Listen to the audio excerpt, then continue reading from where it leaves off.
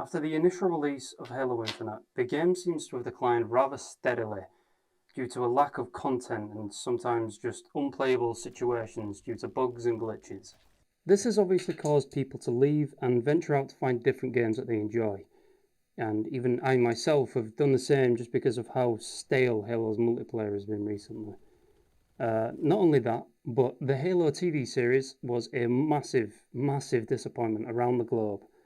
And a Halo content creator has been demonetized for trying to defend himself on YouTube. So I just wanted to break it down and talk and just explain why there's a bit of a grey cloud around the Halo community at the moment. So let's get into it.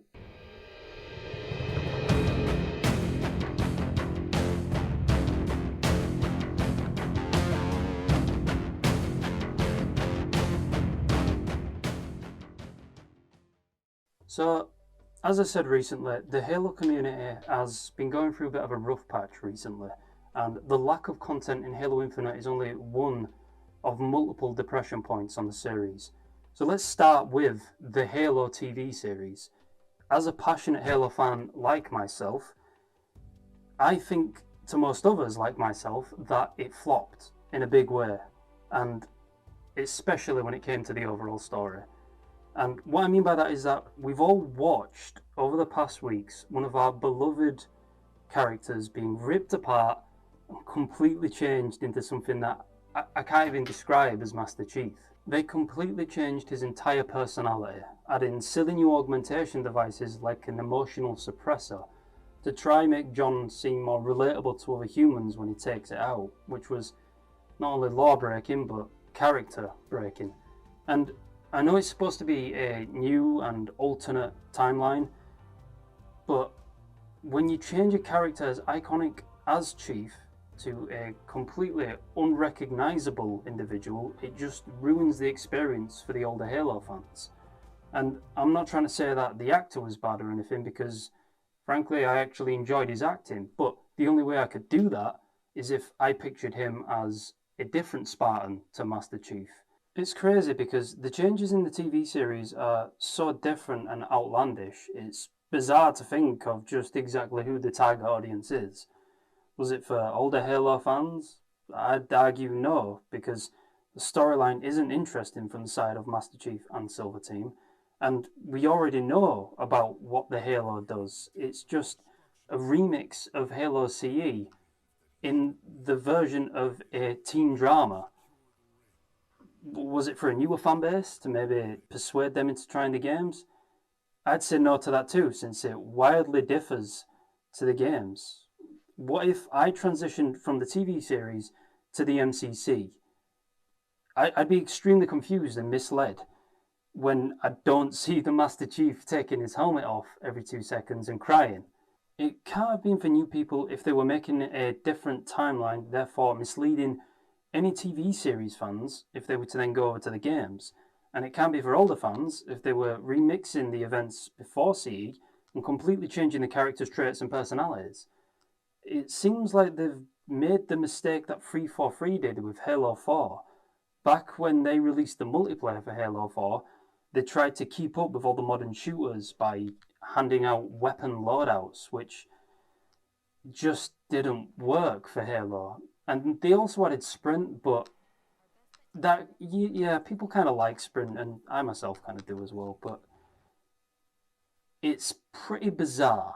The reason they do this is because clearly they're trying to reach a more broader audience, and I can understand trying to bring new customers to your IP, but when you're also turning your back on the OG fans, it just feels yucky. It's just heresy. But yeah, like with the Halo TV series, they added the Quan Ha storyline, which I don't think anybody was interested in. And the actor was, again, fantastic, but it just felt like her character didn't belong in Halo. And then they made the UNSC seem like bad guys, which can't really do because they're the ones being thrown on the front line against the Covenant. So that, again, didn't work and just felt weird. It's just all a big mess. It's a teen drama, admittedly with fun action scenes, which only seem to try add shock value for the audience, but that's all it has going for it. Another big issue is the fact that the UNSC, after fighting the Covenant for, I'm assuming, as long as they have been in the games, which is since 25, I think, still haven't learned any of the Covenant language, which is just weird considering they've had decades of encounters.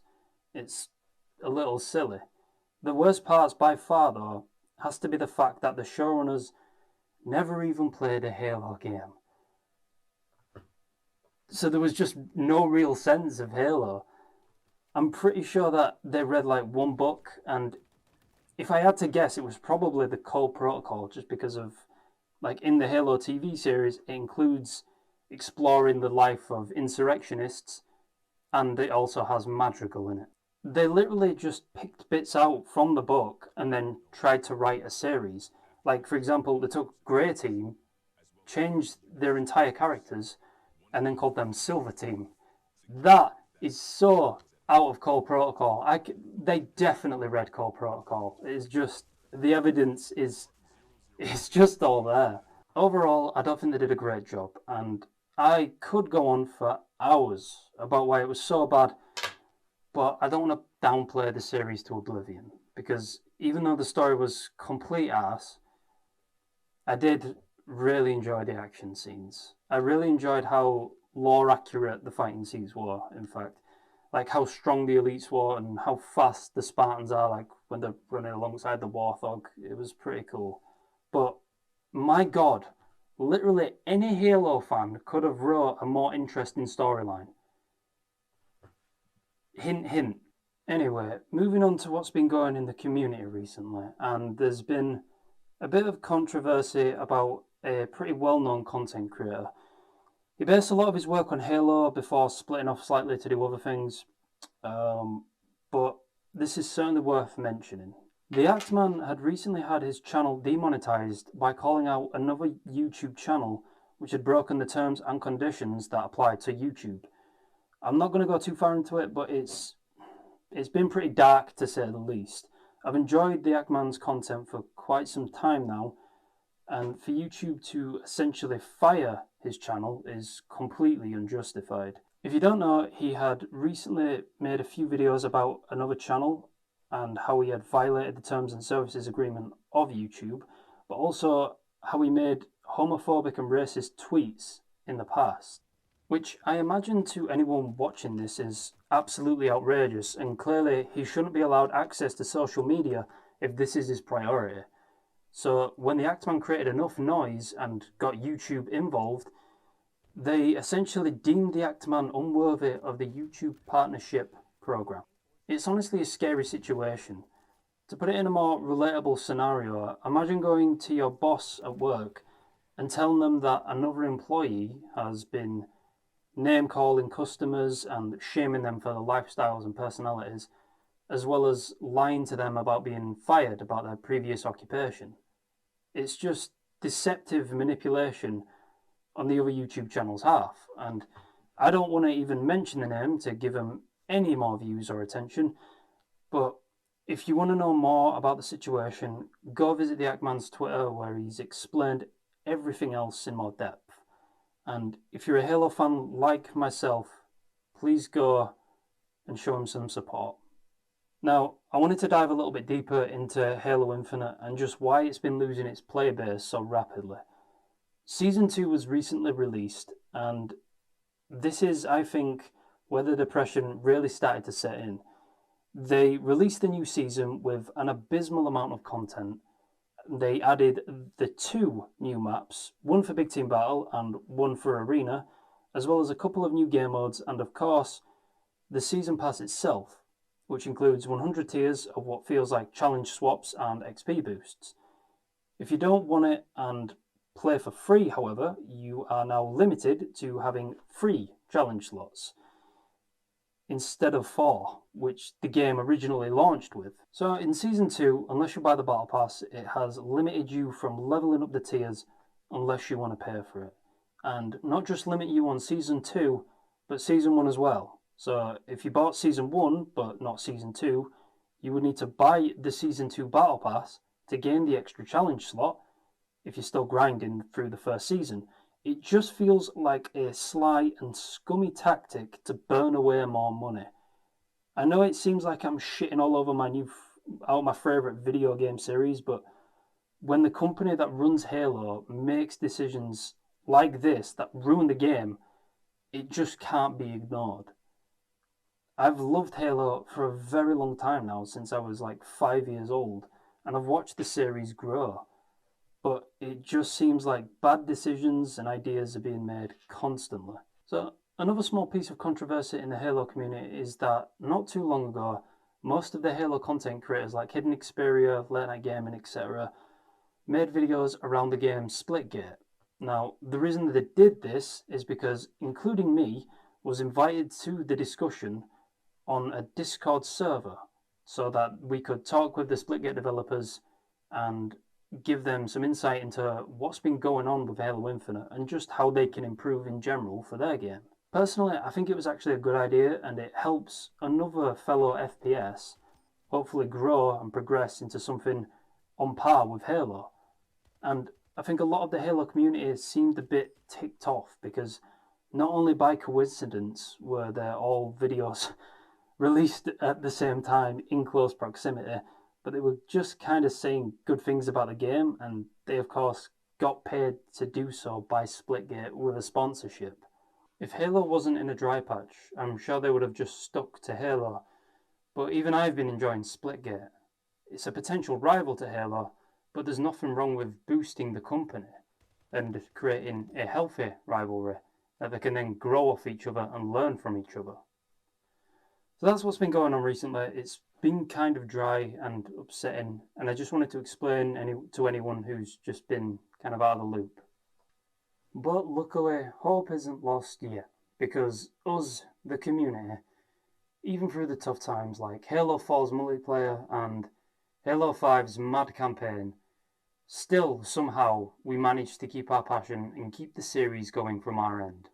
The Halo community still manages to entertain, inform and surprise me, from creating videos based around lore to breaking the game in ways never even thought of, from mods to art and graphic design, which, by the way, congrats to Fletch from Ultimate Halo for joining 343. I'm super happy for you.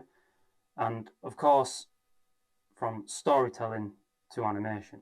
In fact, one of us is literally building as close to the real Mjolnir helmet as possible.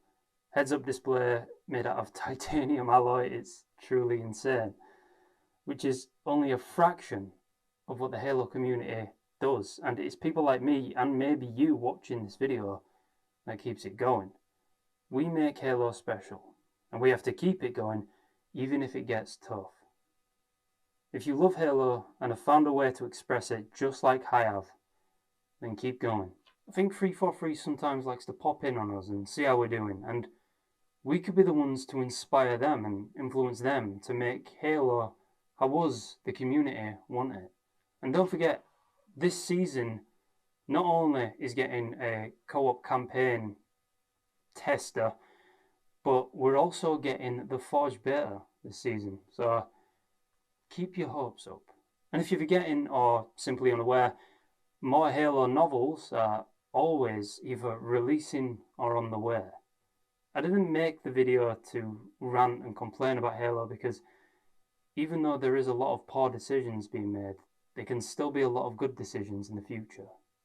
But I did make this video to maybe try and highlight and identify the problems we face, and so that maybe the people in the offices at 343 or YouTube or Paramount see these kinds of videos and take note and improve on their mistakes. I love Halo and I won't let it die. Anyway, thanks for watching. I know this is a little different to my usual uploads, with me actually being in the video and everything, but I've just wanted to get this all kind of off my chest. I love Halo, and even though it's going through a rough spot, there's nothing stopping us from moving forward to make a better future for Halo. Anyway, I want to give a nice shout out to my one and only patron, which is Corporal Hot Pockets. And that's it for this one, I guess. So thank you all for watching. Peace.